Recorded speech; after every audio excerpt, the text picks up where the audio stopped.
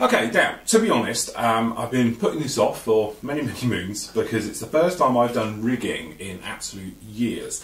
There's lots of new things come along on the market. We spoke about them before. We've got RB Productions.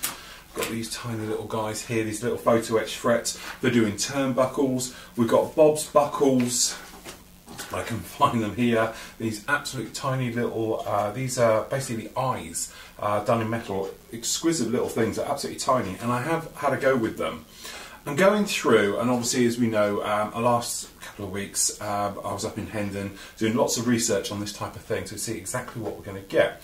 Now, you probably see down the back here already, we've had a go with a few new little ideas I've been playing with because, to be honest, I'm not very good at doing rigging. I'm no means an expert by it, and I'm sure there's lots of guys out there going to be screaming at the screen saying, oh, you need to do this, that and the other.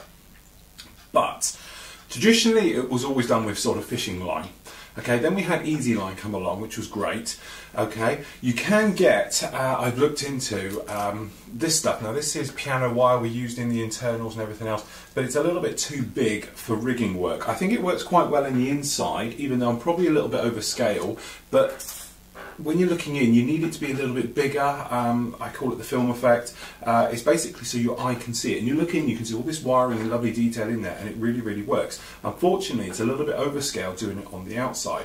Now, all this week I've been spending little bits of time testing new things, seeing how things work and everything else, because I didn't want to rush ahead with this and then find out things are going to go wrong. So, our first little test just up here, if I grab the little camera here, we can zoom down better than to use the optical zooming, but you might be able to see, there we go, just down in here, and I said it's going to be a bit tricky because they're absolutely microscopic. If we bring it out, you may be able to see, I'm thinking perhaps a little bit of white card or something behind, you may be able to see a tiny little turnbuckle.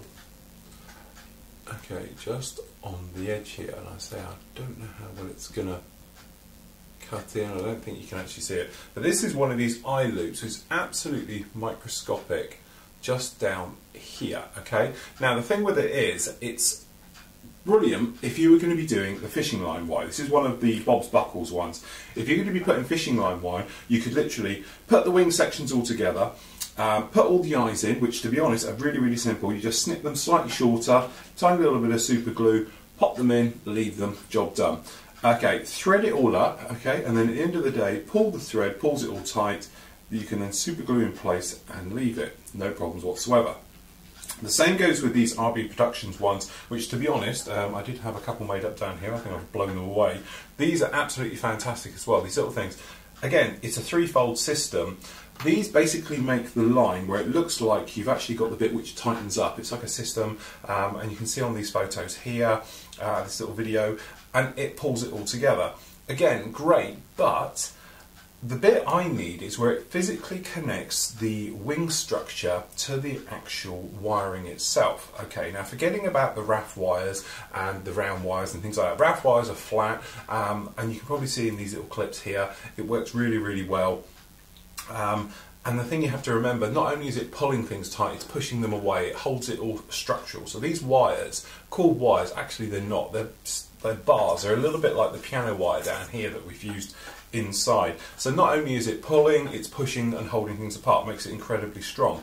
Those actually, no problem at all. It's the connector that goes from the wing to that point. So when we're using Bob's Buckles down here, when you look at the references, it doesn't look anything like it. When we look at the RB Production stuff, again, it doesn't look anything like it, because the bit where you're going to have to join whatever you're going to use to the buckle, okay, is the weak link, because if you've got a bit of thread going in there, it's not going to look right. If you're going to put that little piece of tubing in, which I was going to do, and thread it through and come back, it's not going to look quite right. So what I elected to do down the back here, and you can see here, now this is our knitting in elastic. Now the idea to it is you pull it a little bit taut, okay, glue it in position, let go, and it goes to the correct length. The other thinking of it as well, it's flat. Now trying to get that flat on rigging is never going to work in a million years, but I think we've got coming onto something here, because we've done this top bit literally all just around here, as you can see. And it looks pretty good, it looks pretty in scale and everything else. Now the trouble with it is clear.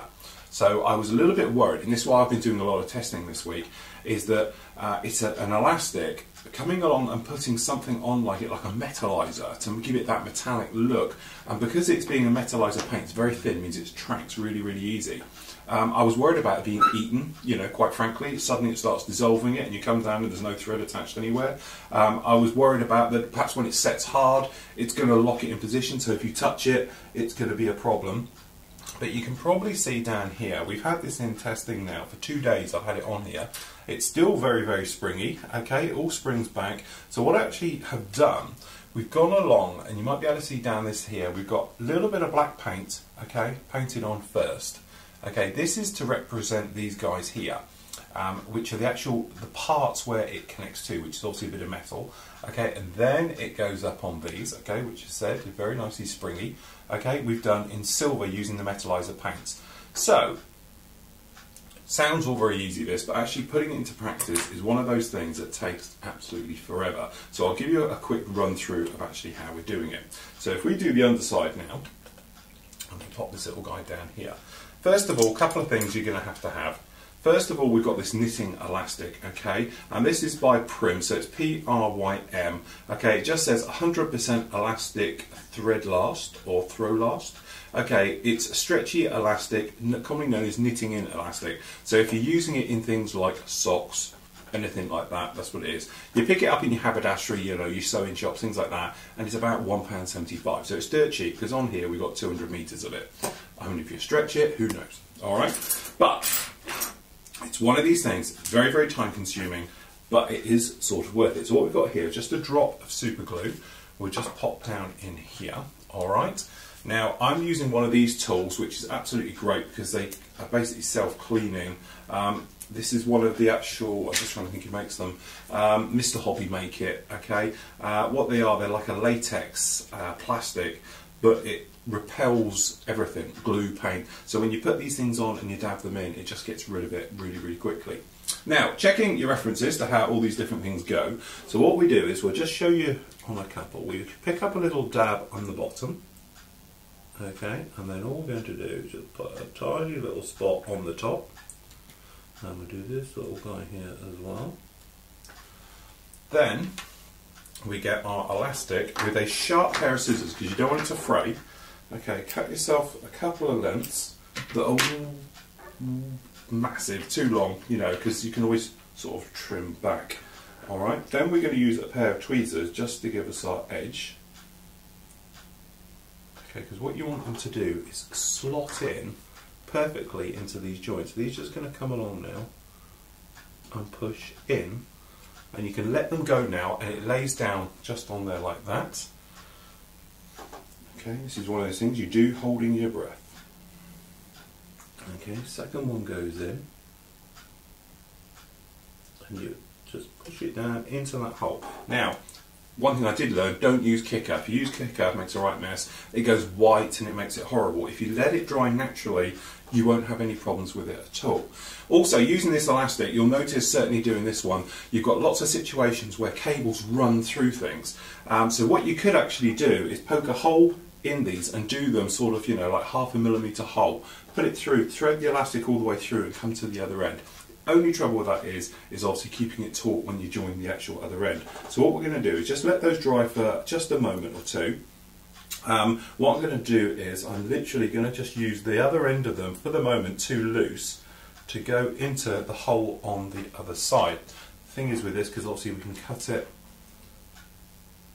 so what we're going to do is just pop in, and less is definitely best here.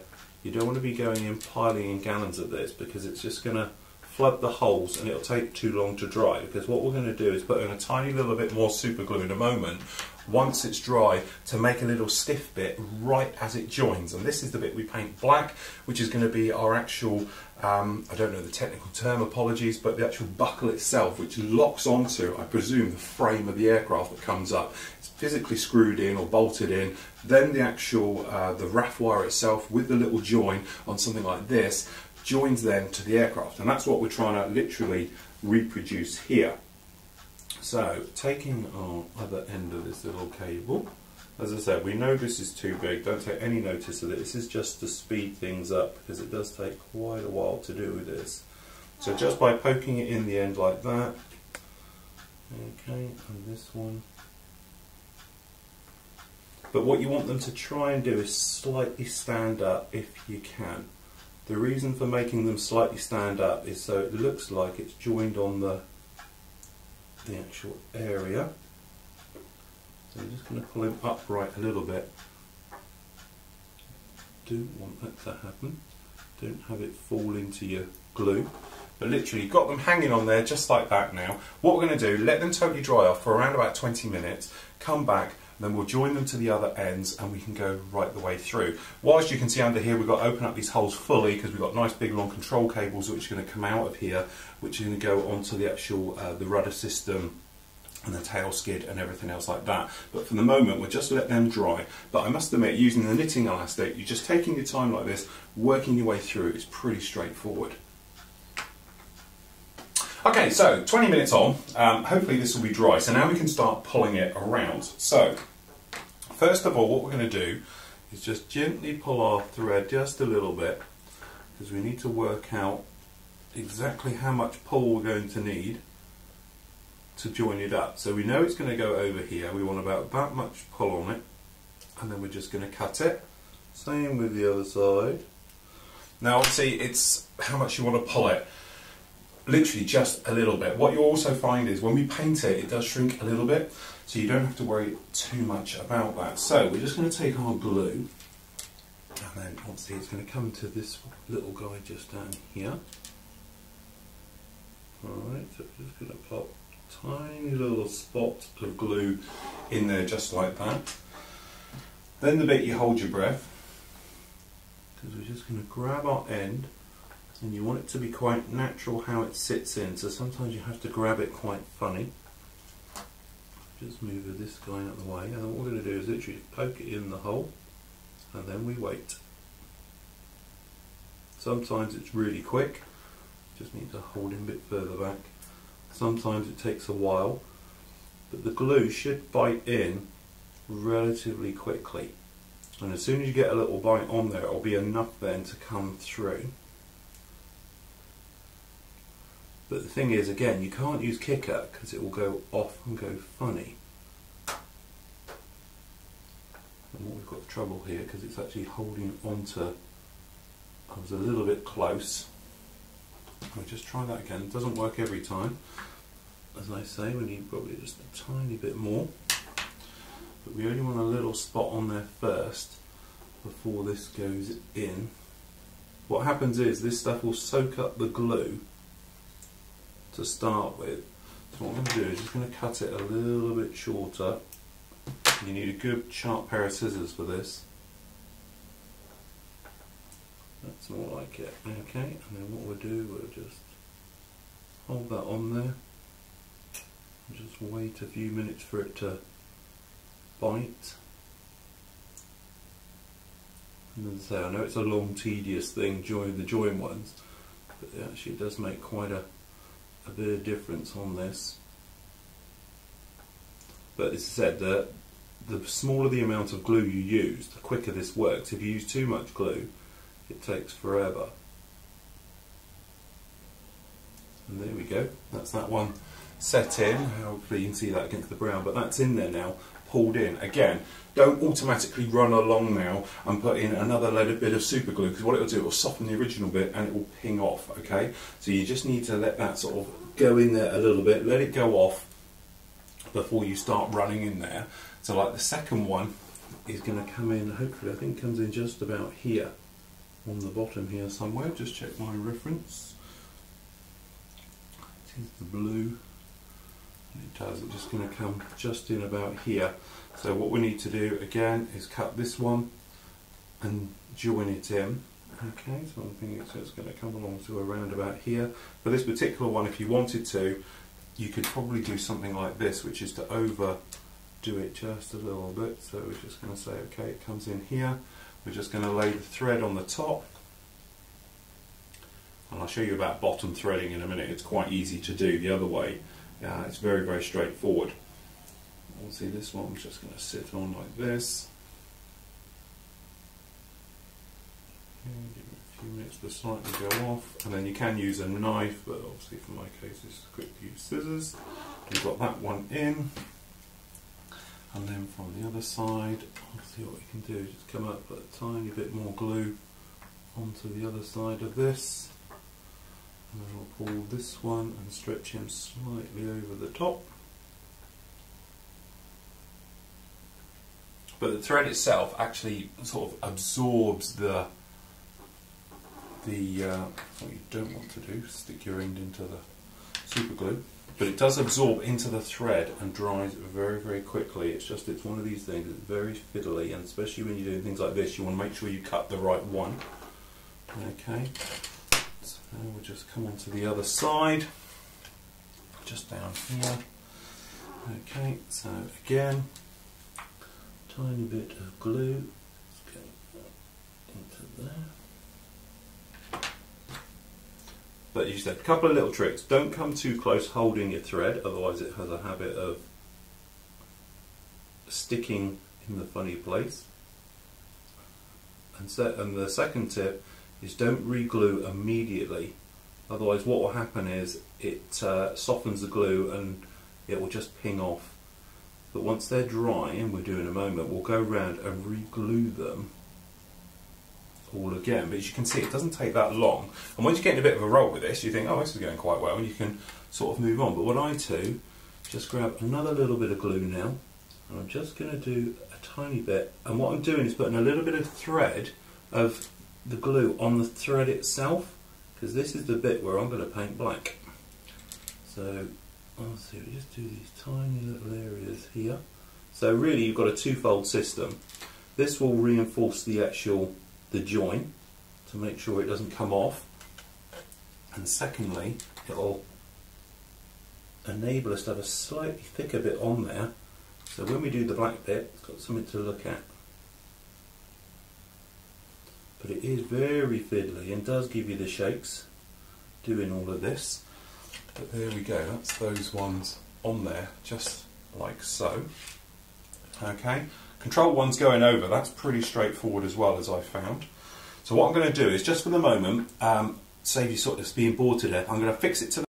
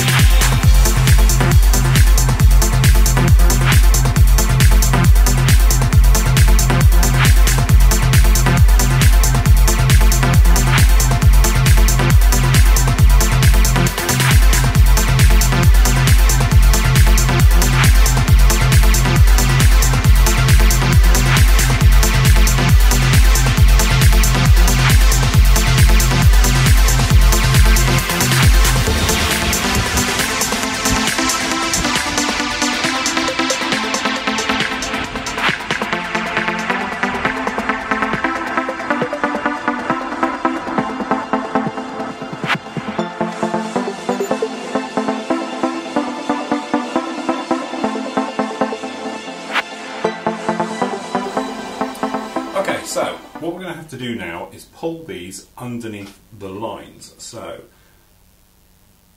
I did it the same way on the other one, and I think perhaps in theory it might be easier to do it the other way, doing this one first. So what we're going to do is just pop our tweezers down under here, and it is the nice thing about it, because this all bends, it's quite straightforward. Yeah, if we weren't bending, it could be a bit of a pain trying to feed all these through, but as I say, touch wood, we're pretty much okay. Okay, so we just thread that. Now what happens is, these black ones are standing up, it goes onto those, and then it comes back to this tail. This is actually going to do the elevator on the back. So same thing again, what we're going to do, we'll just start with the front ones first. If I pull this down on an angle, you can see, so what we're going to do is just going to put some glue just to the inside of this one, so we need to pull it slightly tight because we want it to be tight. Okay, and just hold it to that area just for 1 second. As you see, it doesn't take long at all. Once we get on a roll with this, we're away. So we're just going to do the same on the other side. A little bit too much glue there, but again, pulling slightly tight. But you will notice it will draw onto the thread. That was a little bit too low. I want it to be sit nice and high on the activator. So there we go, we're just going to hold it there, we can release. Now these ones at the back, these are going to be the little troublesome ones. So what we're going to do is you lay them in and then we cut them with a blade afterwards and then we paint and glue. So we just move this slightly up here just for the moment. And then we're going to come in with our super glue. Tiny little drops, we'll just do the same on both of them. Okay, and then what we're going to do is grab our thread, pulling it down slightly, okay, just making sure you're accurate, and going past it. And that way you should be able to let go quite quickly because it soaks in. So you're just holding on slightly past it. If you wanted to, you could use like spring-loaded tweezers and the weight of it will hold it in place. But to be honest, if you're using minimal amounts like we are here, it doesn't take long at all. But there we go, that gives us those effects on there just like that. To be honest, I'm probably going to use wire. I'm going to, it's not attached, there we go, for doing this one, because what's going to happen then, I'm going to place the wire into here, okay, and then I'll get it to bend down on a slight angle, okay, and attach it to the actual control surfaces and things like that, so it's a little bit more in keeping with something coming off of the bottom, because when you look at those they tend to be quite heavy cable on the references. Or again, a spot of glue in the inside there, poke it in and then pull it out afterwards. So once that's been on there just for a few moments like that, you should be able to come along then with a very sharp blade. So I'm going to use one of my favourite little guys here, okay, cut it just like so, and then so you cut slightly to the inside,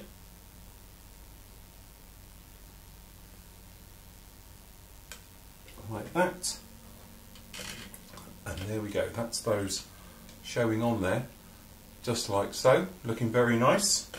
Now painting.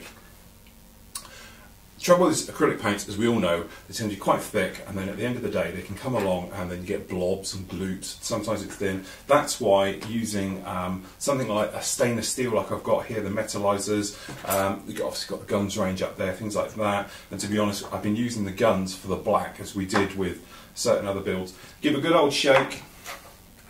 Okay, now what I've been doing, I've been actually doing the black bit afterwards. I find it works a little bit better, but you want a generous sized brush because this will soak it up, okay, and then what we do, we just lay it on like so.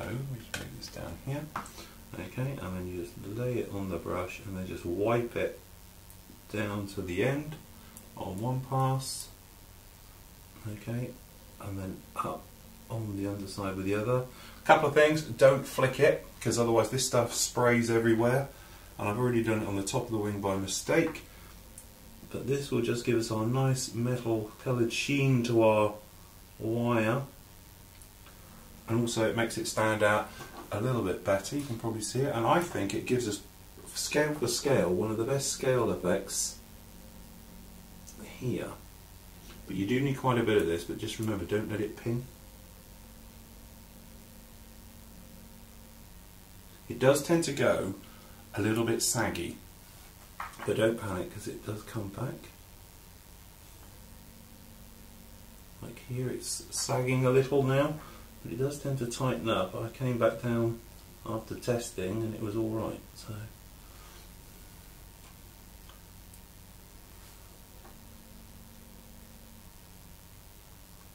but we didn't really want that to happen. Just a little bit wet, I have to do some little touch-ups.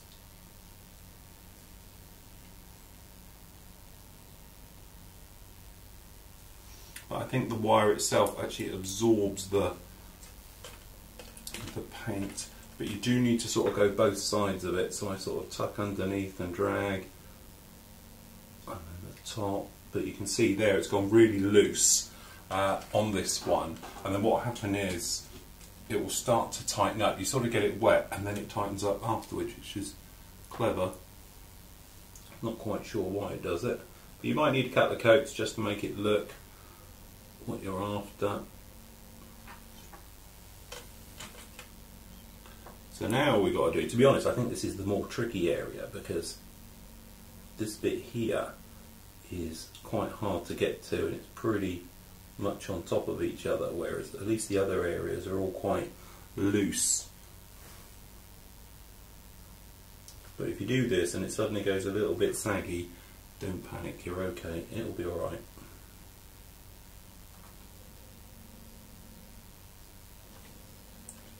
One more pass, but as you can see, as you finish off, it suddenly seems to tighten itself up again. When you first do it, it sort of goes like here, see it's going really saggy. Give it a couple of seconds, you watch this one down here, it will start to pull tight again. There we go, you can actually watch it do it, it's quite fun. Okay, just a tiny bit more into this one. So there we go, that's those bits on. Hopefully you'll agree with me, I think it looks really, really nice. It really brings it sort of a nice scale, minimum effort, which is my favourite thing. So next up we're going to come in with a dark metallizer. Now this is these little black areas that we see. Okay. And the great thing is with this, I will look at doing it a little bit later on, but I'm thinking a little bit of PVA glue and then a little bit of brass colour will give us our turnbuckles. And hopefully we'll be nicely in scale with them all. So we've just got our little tiny bit of black here. You don't need much. Alright, but all we're going to do now is just literally turnbuckle ends.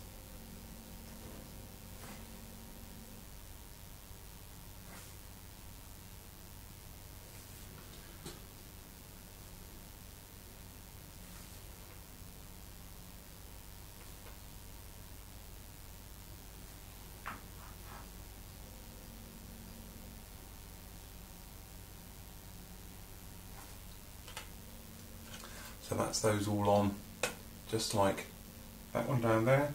So we've got to do these bits up at the cockpit up the top here. Now these, to be honest, have got a little bit sticking out on that one. So I'm just going to take a tiny bit. Remember, the capillary action on this does tend to track on, so just be a little bit careful how you do this. And what I might do is just come back with a little bit of paint afterwards, just to take care. So I've just got to do these rears.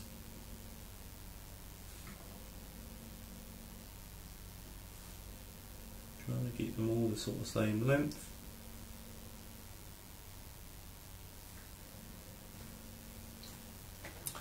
And there we go. That is my way of rigging. Now, as I said, don't get me wrong, I'm not saying this is right or wrong, and obviously I've got a lot more to go yet. I'm just finding this probably the easiest way of doing it overall, shall we say.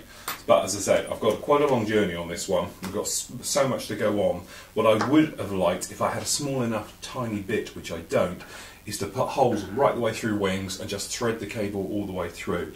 I haven't, and I think doing holes that small, we're not going to get the thread through anyway, because being elastic, the trouble is, when it's tiny little holes, you try and poke it through, it just bends back on itself, and in testing, the only way I can do it is to do quite a large hole and drop it through.